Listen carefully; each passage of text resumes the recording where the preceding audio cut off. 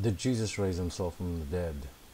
That's the topic. This is actually a remake of my video to rebuttal to ewatchman.com. Um, um, Jesus is called the resurrection and the life in John chapter 11 verses 25.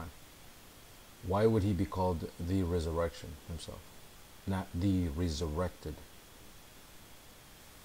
Why would he be called the resurrection? He said, I am the resurrection. Why would he take that title? He didn't say Jehovah is the resurrector. Just these are questions because what you've done is when Jesus says, tear down this temple and I will raise it up. He says that. Listen to the words. It comes out of your mouth. I will raise it up. Then what happens is, even though scripture says that, we're not having it. We can't have that. Instead of stopping and dwelling and praying that these things are revealed to us, we scramble quickly and we go to another verse to see if we can find a verse that is going to be compatible to your finite mind or to your terrestrial mind. And then you stick to that and go, see this one here? That's why we don't believe what Jesus said. So we're going to use what Peter said in Acts chapter 2 and then squash out the other scripture. Now what we've got is we've got schism within the Bible itself. Now we've got the Bible fighting itself, or we've got the Bible divided.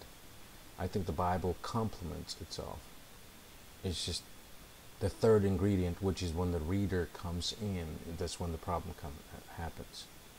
Is the whole thing is you have to understand, the mindset is that it won't fit in the box that you don't understand that Jesus is God. So what happens is it won't rhyme with you. So the end result, what happens, you've got parts flying everywhere.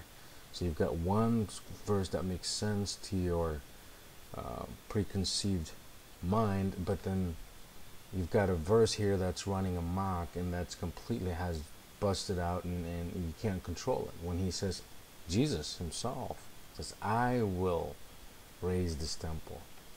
You're not having that. There's another deal that where you picked up and you read John chapter 10 verses 17 and 18, and you went ahead and used an altered Bible to back up your false doctrine about how Jesus surrendered his soul. That's not what it says. You need to get your Greek translation and look it up. In John chapter 10 verses 17 and 18, this is how it reads in a normal Bible. The reason my Father loves me is that I lay down my life only to take it back up again. See how I talked about the Bible complements itself? This rhymes well when Jesus says that I will tear down the temple and raise it up again. No one takes it from me, but I lay down my own accord. I have authority to lay it down and authority to take it back up again. He says it twice. In verses 17 and in verses 18. He repeats it twice. So brother, if you're going to come to scripture game, come on.